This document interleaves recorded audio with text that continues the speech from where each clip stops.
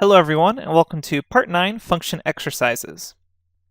Let's take a quick look at some of the function exercises that are here for you to answer. The relevant files are Part 9 Function Exercises and Part 9 Function Exercises Solutions.py. Let's open them up in the editor and see what they're all about. Okay, here we have Part 9 Function Exercises open, and complete the tasks below by writing functions. And keep in mind, these problems are actually meant to be really tough, even if you do know Python. It's all about breaking the problem down into smaller logical steps. And if you get stuck on this, don't feel bad about having to take a peek at the solutions file or at the solutions lecture.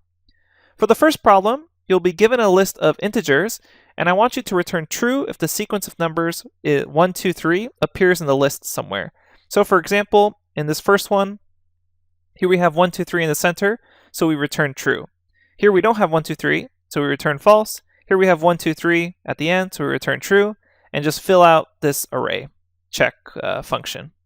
And here we're accidentally using camel casing. We should be using snake casing with Python, but don't worry about that too much. It'll still work either way. With problem 2, given a string, we want to return a new string made of every other character starting with the first. So hello yields HLO. Again, some examples here. Hopefully you remember string slicing and indexing enough to make this an easy task for you. And now on to problem 3. Problem 3 is, given two strings, I want you to return true if either of the strings appears at the very end of the other string. And I want you to also ignore upper and lower case differences. So in other words, the computation should not be case sensitive. And a quick hint / note, you can use s.lower to return the lowercase version of a string. So here we can see 3 examples that will yield true. I have hi ABC and ABC. Note that ABC is at the end of the first string, so that returns true. Then I kind of have the opposite, ABC and hi ABC. ABC is at the end of the second string here, so that also returns true. And then I have ABC and then ABX ABC. ABC here appears at the end of this one, so that returns true.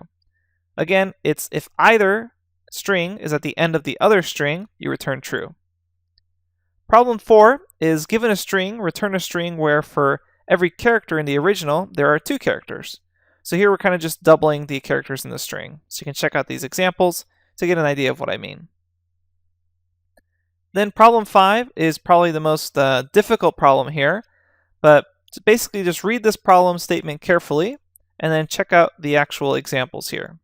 So this is kind of a longer read, but check it out. It's probably the trickier problem. There's 2 functions for it. Then problem 6 is a bit easier. It just says return the number of even integers in the given array. So this one should be pretty straightforward. If you have a list or an array, count how many even integers are inside of it. Okay, thanks everyone, and I'll see you at the next lecture where we'll actually be programming through the solutions.